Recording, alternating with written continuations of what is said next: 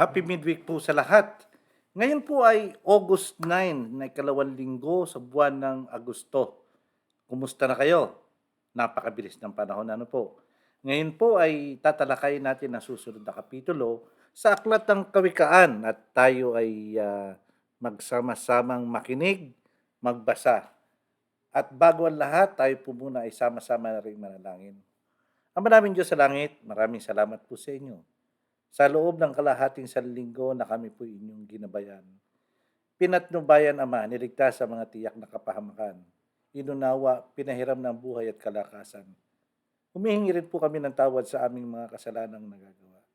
Sa aming mga pagkukulang, sa aming mga pagkalimot, sa aming mga tungkulin, sa aming mga kahinaan na hindi po namin napaglalabanan. Patawarin sana po ninyo kami. Ama, sa gabing ito, kami po ay muling hihiling sa inyo at dadalangin at makikiusap na sana'y gabayan kami ng inyong banal na Espiritu upang ang lahat po naming pag-aaralan sa salita ng kawikaan ay maging gabay po namin sa aming buhay at maging aral namin bilang isang mga nilalang at mahal na mahal ninyo. Salamat po sa pakikinig Diyos sa aming mga panalangin at ang lahat po hinihiling namin sa pangalan po ng aming Panginoong Yesus.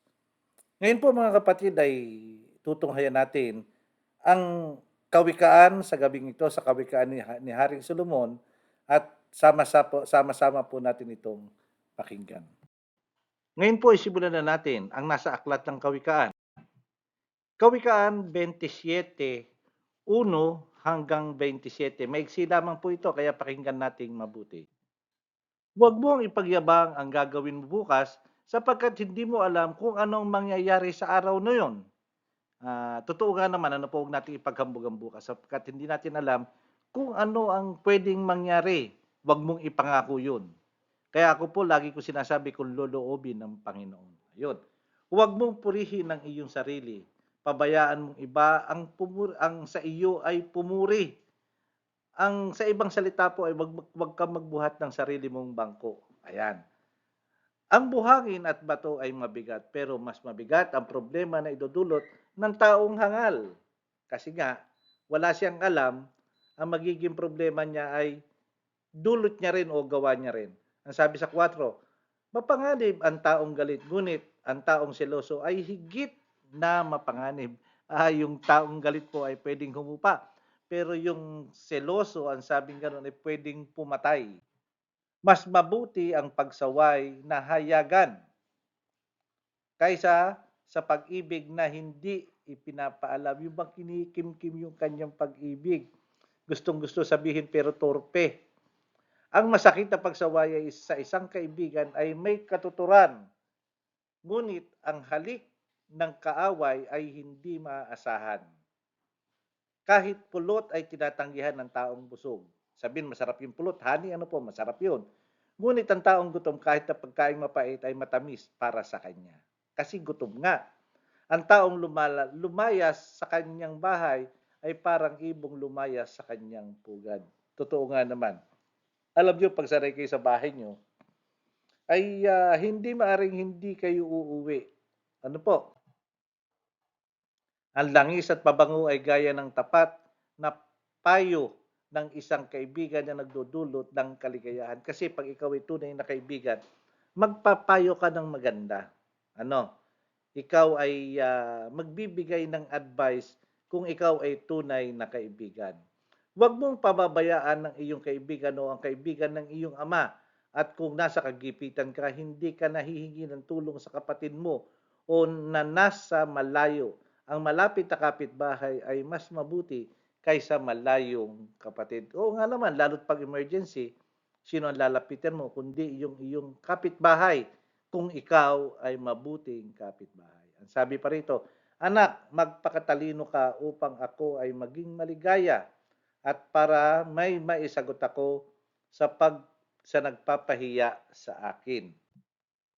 Ang taong marunong ay umiiwas sa paparating na panganib, ngunit ang taong hangal ay sumusuong sa panganib kaysa siya ay mapahamak. Kaya siya ay napapahamak. Sabihin, hindi nag-iisip kasi, sulong lang ng sulong.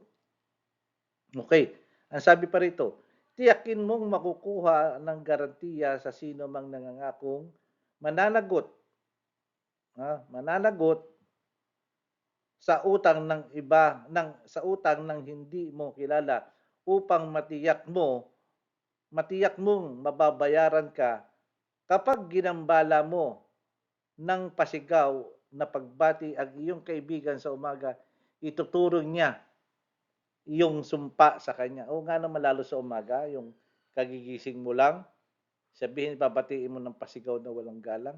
Ang sabi nga, biruin mo na ang lasing, huwag lang ang bagong gising. Ang asawang bungangera ay parang tumutulong bubungan sa panahon ng tag-ulan. Nakakatawa ano po, sa susunod, hindi siya na mapatigil tulad ng hanging hindi mapigilan o kaya ng langis na hindi mahawakan. Kung paanong pinatatalas ng bakal ang kapwa-bakal, naintindihan niyo po ito? Kung paano pinatatalas ng bakal ang kapwa-bakal. Nakakita na ba kayo ng mga matadero o matalsero? Yung naghahasa ng kanyang kutsilyo doon sa panghasa niyang bakal din. Kita niyo? Ang tao na may matututo sa kanyang kapwa-tao, totoo. Basta marunong ka lang makinig at marunong kang mag-absorb nung iyong napakikinggan. Kapag inalagaan mo ang puso ng igos, makakakain ka ng bunga nito.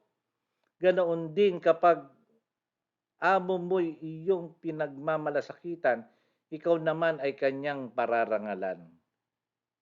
Tama, kapag ka ikaw ay naging tapat sa amo mo, sa iyong boss, sa iyong pinaglilingkuran, ay ang sabi nga ay pagmamalasakitan kanya. Kung sa anumang paraan sa emergency ay tutulungan ka ng iyong boss na kung ikaw ay tapat sa kanya. Kung paanong ang mukha ng tao ay naaaninaw sa tubig, ang pagkatao naman ay makikita sa iyong puso. Ang kapahamakan at kamatayan ay walang kasiyahan, gayon din ang hangarin ng tao. Pilak at ginto sa apoy, sinusubok. Ang tao naman ay nasusubok sa pamamagitan ng papuring kanyang natatanggap. Tadtarin mo man ng parusa ang taong hangal, ang kahangalan niya ay hindi mo pa rin maiaalis sa kanya. Ang sabi nga, kung tanga, tanga talaga. Kung paninindigan niya ang pagkatanga. Pero kung ito'y aalisin niya, maaalis to. Basta't magsumikap lang. Ang sabi rito, mga hayop mo ay iyong alagaan at bantayang mabuti ang iyong kawan. Sapagkat ang kayamanan at kapangyarihan ay hindi na mamamalagi magpakailanman. Putulin ang damo. At habang hinihintay ang muling pagtubo nito, patulin din ang mga damo sa kabundukan upang may pagkain ang iyong kawan. Naintindihan po ba natin, putulin din ang mga damo sa kabundukan? Ibig sabihin, magsipag ka upang may pagkain ang iyong kawan. Mula sa balahibo ng mga tupa ay makakagawa ka ng kasuotan at may pagbibili mo sa iba, pipili mo ang iba mong mga kambing upang may pambili ka ng bukiran. Kahuli-hulihan po, mula sa mga kambing makakakuha ka ng maraming gatas na sapat sa pangangailangan ng iyong pamilya at mga babaeng utusan. Napakaganda ano po. Maganda po ang naging sinasabi ni Haring Solomon ano po na sa kanyang mga wika ay makikita natin na ang sabi ko nga sa inyo ay laging merong parang updated sa panahon natin ngayon. Ano po? At sana ay marami tayong natutunan at marami tayong naalala na yung mga salawikain na yun ay nangyayari hanggang sa ngayon. At tawag dito, pagtapos po, tayo po muna ay manalangin. Ama namin Diyos sa langit, maraming salamat po sa inyo. Salamat po sa magagandang aral na binigay niyo sa amin sa araw na ito. Salamat po sa buhay at kalakasan na patuloy niyong pinapahiram sa amin. Maraming salamat po sa lahat at humihiling pa po kami ng pagpapatnubay sa inyo, Ama, sa kalahati pa pong sanlinggo na kami inyong pakigabayan, samahan sa lahat ng aming malakad, patuloy kaming biyayaan ng pang-espiritual na katalinuhan. Salamat po sa iyo. At ang lahat po hinihiling namin sa pangalan po ng aming Panginoong Yesus. Amen. Okay, maraming salamat po sa inyo mga kapatid, mga kapamilya. At sana ay patuloy tayong magtrabaho para sa Panginoon. At kami po sa Balasing ay patuloy kami nagkakaroon ng virtual meeting o tinatawag na kami po ay nasa Google Meet.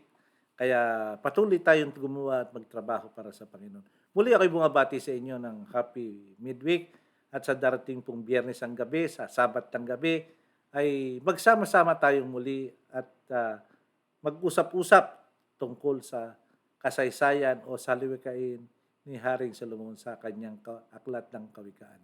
Maraming salamat po at ang biyaya at pagpapala ng Panginoon ay sumaatin nawa.